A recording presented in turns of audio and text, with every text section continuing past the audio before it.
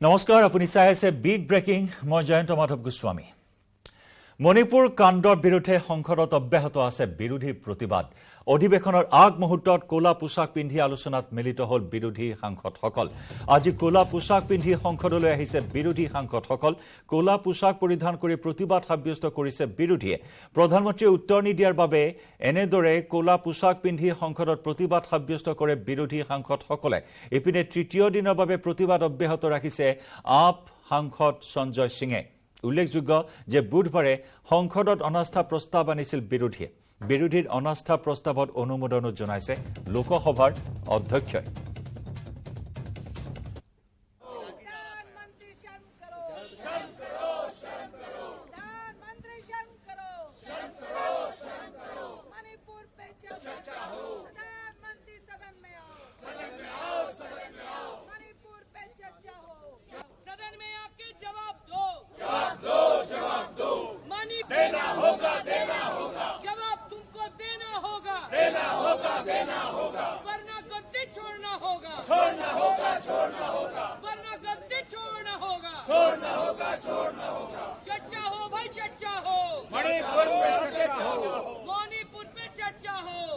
हम लोग तो विरोध करते हैं जब तक सदन में नो कॉन्फिडेंस मोशन की चर्चा शुरू हो तो हम बात रखने का मौका नहीं मिलते हमारा मांग ही था कि ऐसा एक चर्चा हो कि प्रधानमंत्री खुद आए या तो शुरू करने के समय हम लोग कहे थे कि प्रधानमंत्री आके बयान दे कोई भी समय और उसके बाद हम तुरंत इस चर्चा शुरू कर दे लेकिन प्रधानमंत्री पता नहीं कि क्यों इतने आरे हुए हैं इसलिए मजबूरन हमें ये नो कॉन्फिडेंस मोशन मतलब अनास्था प्रस्ताव हमें लाना पड़ा अविश्वास प्रस्ताव हमें लाना पड़ा ये मजबूरी है हमारे हम जानते हैं कि ये अविश्वास प्रस्ताव के चलते मोदी सरकार नहीं गिरेगी लेकिन बात यह कि और तो कोई हमारे चारा नहीं है कोई रास्ता नहीं है हमारे इसलिए ये मजबूरन हमें ये रास्ता अपनाने पड़े क्योंकि देश के सामने देश की प्रधानमंत्री आके मणिपुर के और साथ साथ देश के देखिए ये काला कपड़ा प्रधानमंत्री मोदी जी के अहंकार के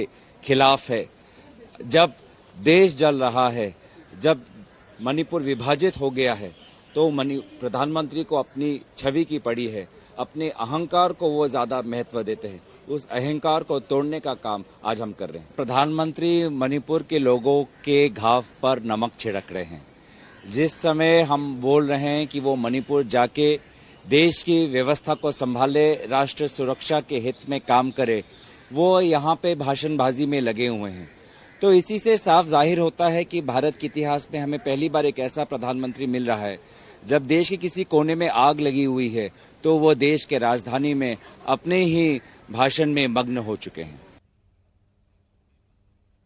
काले वस्त्र जो हैं आज जो फैसला लिया गया है कि ये संसदीय परंपराओं के अनुरूप भी नहीं है अगर आप इस संसदीय परंपराओं को जो शेष रही है उसके आचरण के कारण पूरा देश देख रहा है आप कहां ले जाना चाहते हैं अच्छी चर्चा करो संवाद करो मैं हर मुद्दे पर आपको पर्याप्त समय पर्याप्त मौका दूंगा लेकिन ये परंपराएं उचित नहीं है यह आपका व्यवहार संसदीय परंपराओं के अनुरूप नहीं है हम दुनिया के सबसे बड़े लोकतंत्र हैं आप क्या क्या व्यवहार कर रहे हैं यहाँ पर पूरा देश आपको देख रहा है अगर आप इसी तरीके का व्यवहार करेंगे आचरण करेंगे तो मैं सदन इस तरीके से चलाने वाला नहीं हूं सदन की कार्रवाई 2 बजे तक के लिए स्थगित की जाती है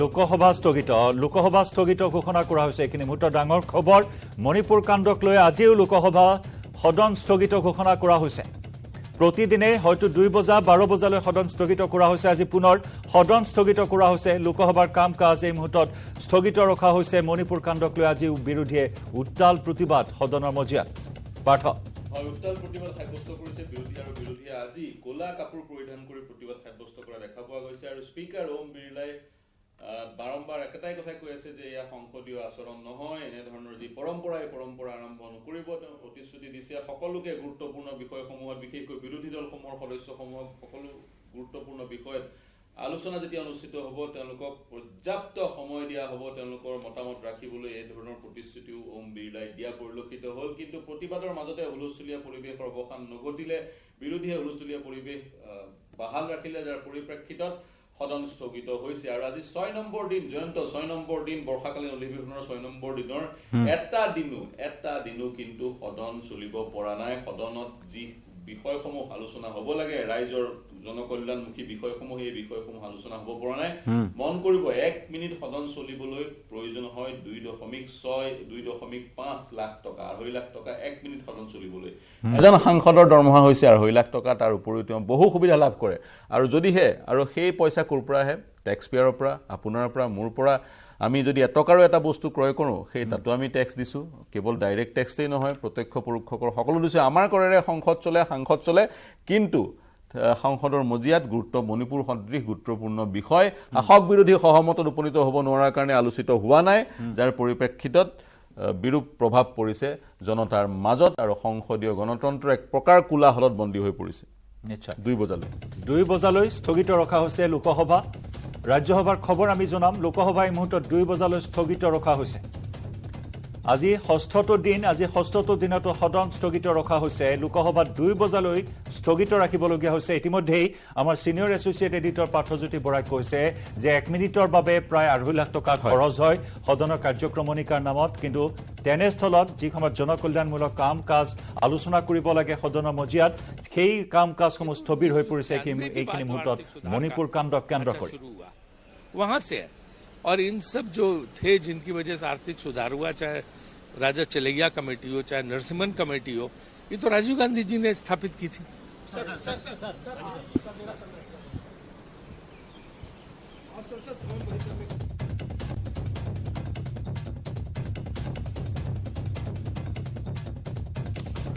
হয় জয়ন্ত, সেয়া আছিল ৰাজীৱ শুক্লা কংগ্ৰেছৰ সাংসদ। বিভিন্ন বিষয়সমূহত মন্তব্য কৰা হৈছে। আমি কিন্তু পাতি আছিলোঁ সদনৰ কথা, আৰু 2.5 লাখ টকা খৰচ হয় 1 মিনিটত সদন চলিবলৈ। গতিকে সদনত বিষয়সমূহ উত্থাপন হোৱাটো খুবেই প্ৰয়োজন। আৰু মন কৰিব মণিপুৰ সন্দৰ্ভত শাসকেও কৈছে আলোচনা কৰিব বিচাৰোঁ বুলি, কিন্তু বিৰোধীয়ে বিচাৰিছে 267 নিয়মৰ অধীনত আলোচনা, শাসকে বিচাৰিছে অন্য এক নিয়মৰ মাজত আলোচনা। এক সহমতত উপনীত হ'ব পৰা নাই, যাৰ ফলশ্ৰুতিত মণিপুৰৰ নিচিনা এটা গুৰুত্বপূৰ্ণ বিষয় সদনৰ মজিয়াত আলোচিত হ'ব পৰা নাই। আৰু আলোচনা যদি হয় সমাধান সূত্ৰ ওলোৱাৰ অৱকাশ আছে, শাসক বিৰোধীয়ে নিজৰ মন্তব্য ৰখাৰ অৱকাশ আছে। কিন্তু এটা কথা মন কৰিব, এই হুলস্থুলীয়া পৰিৱেশৰ মাজতো কিন্তু লেজিছলেটিভ বিজনেছ শাসক দলে চলাই গৈছে। বহুকেইখন গুৰুত্বপূৰ্ণ বিধেয়ক গৃহীত হ'ল, আৰু দুখৰ কথাটো হৈছে, আনফৰ্চুনেট কথাটো হৈছে, সেই বিধেয়কসমূহ আলোচনা নোহোৱাকৈ গৃহীত হ'ল, কাৰণ বিৰোধী পক্ষ উপস্থিত নাছিলে, তেওঁলোকে প্ৰতিবাদ সাব্যস্ত কৰিছে। এই হুলস্থুলীয়া পৰিৱেশৰ মাজত এখন হৈছে ছত্তীশগড়ৰ ধানোৱাৰ কমিউনিটিক ST ষ্টেটাছ প্ৰদান কৰাৰ বিধেয়কখন গৃহীত হ'ল। সেই বিধেয়কখন গৃহীত হোৱাৰ সময়ত অসমৰ সাংসদসকল যদি থাকিলে হয়, তেওঁলোকে অসমৰ 6 জনগোষ্ঠীৰ জনজাতিকৰণৰ বিধেয়কখনৰ কথা উত্থাপন কৰিব পাৰিলে হয়। কাৰণ 2019 চনৰ ফেব্ৰুৱাৰী 13 তাৰিখে 6 জনগোষ্ঠীৰ জনজাতিকৰণৰ সন্দৰ্ভৰ যিখন বিধেয়ক, সেই বিধেয়কখন ৰাজ্যসভাৰ মজিয়াত উত্থাপন হৈছিল, এতিয়াও ওলমি আছে। গতিকে সেই বিষয়বোৰ আছে। যদি মণিপুৰলৈ পুনৰ ঘূৰি আহোঁ, অনাস্থা প্ৰস্তাৱৰ বিষয়টো আছেই। গতিকে এনেদৰে কিমান দিন গোটেই বৰ্ষাকালীন অধিৱেশন এনেদৰে চলিব নেকি?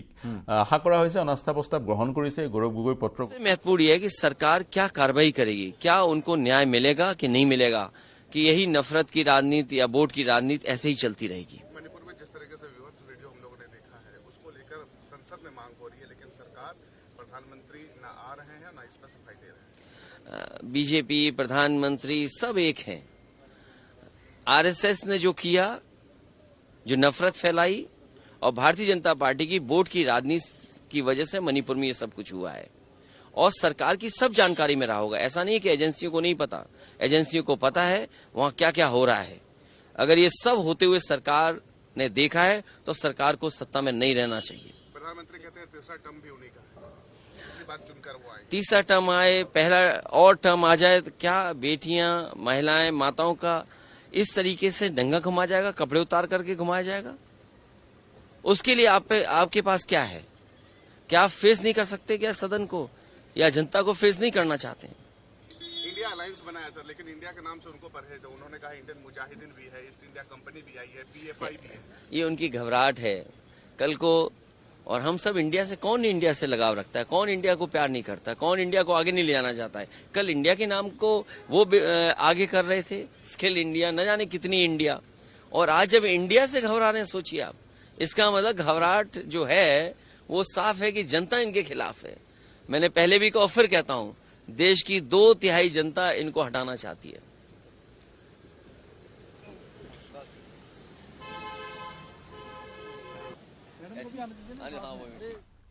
হয় হয় জয়ন্ত হয় সেয়া আছিল এছপিৰ নেতা মুৰব্বী অখিলেশ যাদৱৰ মন্তব্য। তেওঁ ক'ব বিচাৰিছে বৰ্তমানৰ বিজেপি চৰকাৰখনক 2/3 লোকে আঁতৰাব বিচাৰিছে। ইলেকশ্যনত সকলো জল পটপটকৈ ওলাই পৰিব। অনাস্থা প্ৰস্তাৱ প্ৰেৰণ কৰিছে বিৰোধী ইণ্ডিয়াই, যে নিজকে ইণ্ডিয়া বুলি কয়। গৌৰৱ গগৈ পত্ৰ প্ৰেৰণ কৰিছে আৰু 10 দিনৰ ভিতৰত ৰাজ্যসভাৰ পোনপটীয়া সম্প্ৰচাৰ আহিছে। বিদেশ মন্ত্ৰীগৰাকীয়ে কিছু মন্তব্য কৰি আছে।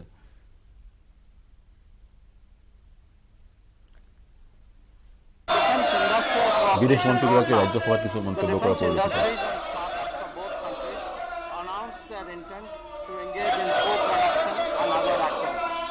A US company, GE Aerospace, announced that they would manufacture jet engines in India through transfer of technology to HAL for our light combat aircraft indigenous production.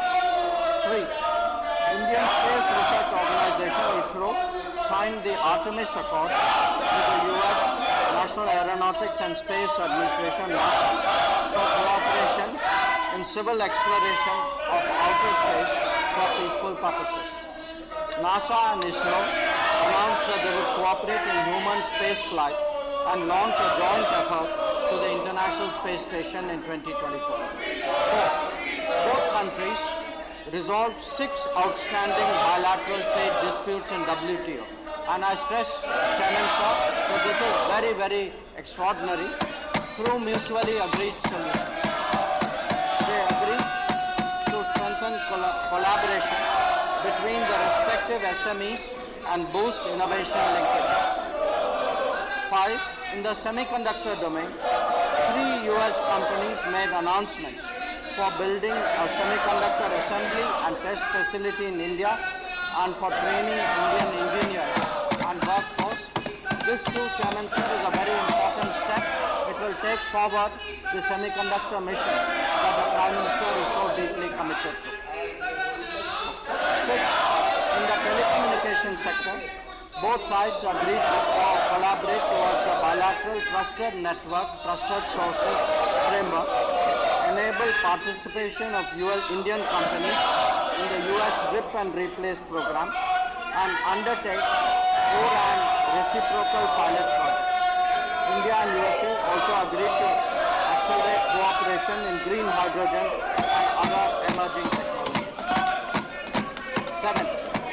To deepen the people-to-people ties, which are anchored in a 4.4 million Indian diaspora, the US announced its decision to open 2 new consulates in Bengaluru and Ahmedabad. This will have a big impact in easing up the issue of visas, which is a concern which is shared by many members of the House. India will take steps to operationalize its own consulate in Seattle later this year and identify locations for 2 more new consulates in the USA. 7. Both countries agreed to further strengthen higher education partnerships. After the official state visit, the US government has also returned to the government of India 105 cultural antiquities that were illegally trafficked from the country. 9. Given the shared vision of free, inclusive, open and inclusive Indo-Pacific, both countries agreed to commence an আৰু সেয়া ৰাজ্যসভাৰ কাৰ্যক্ৰমণিকা চলি আছে। বিদেশ মন্ত্ৰীৰ এই মুহূৰ্তত তাত ভাষণ প্ৰদান কৰি আছে। গতিকে ৰাজ্যসভাত কিমান আজিৰ দিনটোত কেনেকুৱা পৰিস্থিতিৰ সৃষ্টি হয় সেয়া লক্ষণীয় হ'ব, কাৰণ লোকসভা 2 বজালৈ স্থগিত ৰখা হৈছে। খবৰ আধাৰ অব্যাহত ৰাখিম। সময় হৈছে এটা বাণিজ্যিক বিৰতি। কেৱল ষ্ট্ৰং নহয়, মাইথান ষ্ট্ৰং, মাইথান ষ্টীল নিৰ্মাণৰ মানদণ্ড। 15 languages. अमर मानो अमर माटी अमर ट्रैक्टर कुमार 13 चले ज्यादा अच्छी कमाई का वादा Kumar engineering we understand your need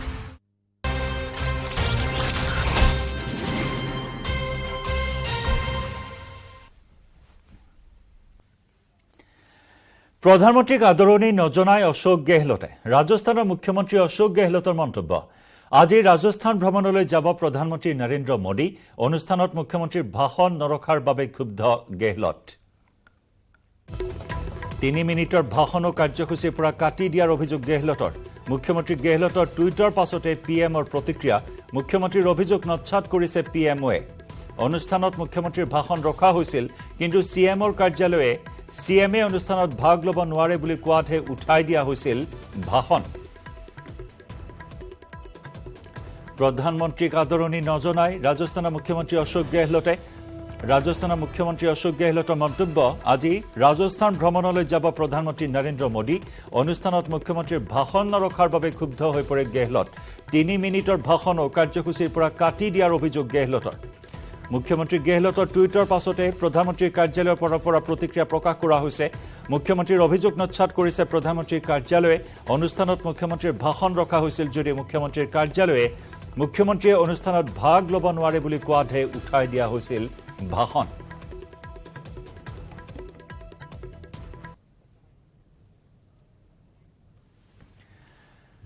ঊনৈছশ চনত প্ৰথম নেহেৰুৰ বিৰুদ্ধে লোকসভাত অনাস্থা প্ৰস্তাৱ উপস্থাপন কৰা হৈছিল ভাৰতীয় সংসদীয় ব্যৱস্থাত প্ৰথমবাৰৰ বাবে 1963 চনত বিৰোধীয়ে লোকসভাত জৱাহৰলাল নেহৰুৰ বিৰুদ্ধে অনাস্থা প্ৰস্তাৱ উপস্থাপন কৰিছিল অনাস্থা প্ৰস্তাৱৰ ইতিহাসত শাসক দলে বহুবাৰ পৰাজিত হোৱাৰ নজিৰ নাই সন্মিলিত ইণ্ডিয়াৰ হৈ অসমৰ কলিয়াবৰ কংগ্ৰেছৰ সাংসদ গৌৰৱ গগৈয়ে লোকসভাৰ 198 নম্বৰ নিয়মাৱলীৰ অধীনত নৰেন্দ্ৰ মোদী চৰকাৰক বিপদত পেলাবলৈ অনাস্থা প্ৰস্তাৱ উপস্থাপন কৰি আলোচনাৰ বাবে সুযোগ পাইছে যদিও সংখ্যাৰ অংকত স্বাভাৱিকতে ভোটৰ ব্যৱধানত এই প্ৰস্তাৱ খাৰিজ হ'ব উল্লেখযোগ্য যে 1990 চনত পিভি সিং চৰকাৰ 1997 চনত এইচডি দেৱেগৌড়া আৰু 1999 চনত অটল বিহাৰী বাজপেয়ী চৰকাৰ বিৰোধীৰ অনাস্থা প্ৰস্তাৱত পৰাজিত হৈছিল অৱশ্যে গৌৰৱ গগৈ উপস্থাপন কৰা প্ৰস্তাৱৰ জৰিয়তে প্ৰধানমন্ত্ৰী নৰেন্দ্ৰ মোদীক মণিপুৰৰ সম্পৰ্কত লোকসভাত বক্তৃতা দিবলৈ বাধ্য কৰাবলৈহে পৰিকল্পনা কৰিছে সাধাৰণতে লোকসভাত এনে প্ৰস্তাৱৰ আলোচনাৰ অন্তত সদনৰ নেতা হিচাপে প্ৰধানমন্ত্ৰীয়ে উত্তৰ দিবলৈ নিয়মৰ অধীনত বাধ্য থাকে এই সম্পৰ্কত প্ৰধানমন্ত্ৰীৰ স্থিতি মন কৰিবলগীয়া হ'ব লক্ষণীয় যে লোকসভাত অনাস্থা প্ৰস্তাৱৰ আলোচনাৰ অন্তত প্ৰস্তাৱৰ বিৰুদ্ধে 272টা ভোট পৰিলে গৌৰৱ গগৈৰ প্ৰস্তাৱ খাৰিজ হ'ব সৰ্বজনবিদিত যে লোকসভাত মোদী নেতৃত্বাধীন এনডিএৰ 332 জন সাংসদ আছে আৰু বিৰোধীৰ সাংসদ আছে মাত্ৰ 144 জন লোকসভাৰ 70 জন সাংসদ ইণ্ডিয়া বা এনডিএৰ লগত নাই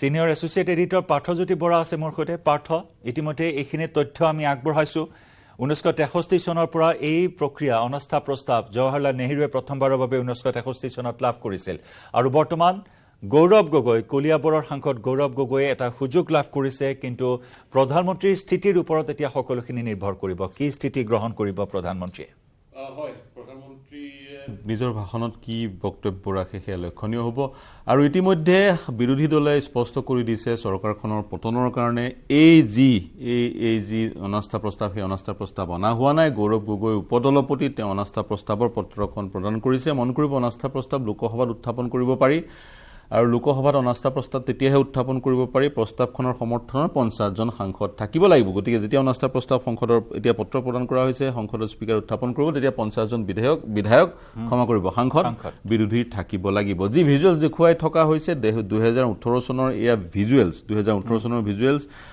2018 চনত যেতিয়া অনাস্থা প্ৰস্তাৱ আনিছিল সেই সময়ৰ কেইটামান ৰাজনৈতিক দলে টিডিবিকে ধৰি আন কেইটামান ৰাজনৈতিক দলে সেই সময়ত ৰাহুল গান্ধীৰ এই চকুটি পুৰা ভিজুৱেলছ আৰু ৰাহুল গান্ধীৰ প্ৰধানমন্ত্ৰীক হাক কৰা ভিজুৱেলছে সৰ্বত্ৰ চৰ্চা লাভ কৰিছিল এয়া 2018 চনৰ এয়া ভিজুৱেল 6 বছৰ পাৰ হৈ গ'ল 6 বছৰৰ পিছত আৰু মন কৰিব 2019 চনত প্ৰধানমন্ত্ৰীয়ে ভৱিষ্যতবাণী কৰিছিল প্ৰধানমন্ত্ৰীয়ে কৈছিলে 2023 চনত বিৰোধী দলে পুনৰ অনাস্থা প্ৰস্তাৱ আনিব আৰু তেতিয়াই শুভেচ্ছা জ্ঞাপন কৰিছিলে বিৰোধী দলক 2019 চনত প্ৰধানমন্ত্ৰী মোদীয়ে 2023 চনলৈ আপোনালোকে যি অনাস্থা প্ৰস্তাৱ আনিব তাৰ কাৰণে শুভেচ্ছা জ্ঞাপন কৰিলো 2019 কৈছিল আৰু 2023 প্ৰধানমন্ত্ৰী নৰেন্দ্ৰ মোদীৰ ভৱিষ্যতবাণী এক প্ৰকাৰ মিলি গ'ল বিৰোধীয়ে অনাস্থা প্ৰস্তাৱ আনিলে কিন্তু মূল উদ্দেশ্য হৈছে বিৰোধী অনাস্থা প্ৰস্তাৱৰ মণিপুৰ সন্দৰ্ভত আলোচনা কৰাৰ 10 দিনৰ সময় সীমা থাকে 10 দিনৰ ভিতৰত স্পিকাৰে সিদ্ধান্ত ল'ব লাগিব আৰু কথাটো হৈছে 2018 চনৰ যি অনাস্থা প্ৰস্তাৱ অনা হৈছিল আৰু তেতিয়া যি আলোচনা হৈছিল শাসক বিৰোধীৰ মাজত সেই আলোচনা বা প্ৰধানমন্ত্ৰীয়ে যিখিনি বক্তব্য ৰাখিছিল বা ৰাহুল গান্ধীয়ে যি বক্তব্য ৰাখিছিল সেই বক্তব্যৰ পটভূমি ৰচনা কৰিছিল 2019 চনৰ লোকসভা নিৰ্বাচনৰ গতিকে ৰাজনৈতিক বিশ্লেষকে ক'ব খোজে এইবাৰো যি হ'ব শাসক বিৰোধীৰ মাজত বাকবিতণ্ডা সেই বাকবিতণ্ডাই 2024 নিৰ্বাচনৰ পটভূমি প্ৰস্তুত কৰিব নেকি লক্ষণীয় হ'ব কিভাৱে এই অনাস্থা প্ৰস্তাৱৰ দিনটো আলোচনা আগবঢ়ায় 2018 চনত 12 ঘণ্টাৰ কাৰণে আলোচনা হৈছিল এইবাৰ কিমান ঘণ্টাৰ কাৰণে আলোচনা হয় হে লক্ষণীয় হ'ব এতিয়া প্ৰধানমন্ত্ৰীৰ স্থিতিৰ ওপৰতে গোটেইখিনি নিৰ্ভৰ কৰিব আৰু তাৰ বাবে অপেক্ষা কৰিব লাগিব অনাস্থা প্ৰস্তাৱ ইতিমধ্যে আপুনি জনাইছে কি প্ৰক্ৰিয়াৰ মাধ্যমেৰে আনিব লাগিব আৰু ইতিমধ্যে লোকসভাত দেখিবলৈ পোৱা হৈছে অনুমোদনো জনাইছে অধ্যক্ষই গতিকে কি দিশত আগবাঢ়ে এই প্ৰক্ৰিয়া সেয়া নিশ্চয় লক্ষণীয় হ'ব ধন্যবাদ পাৰ্থ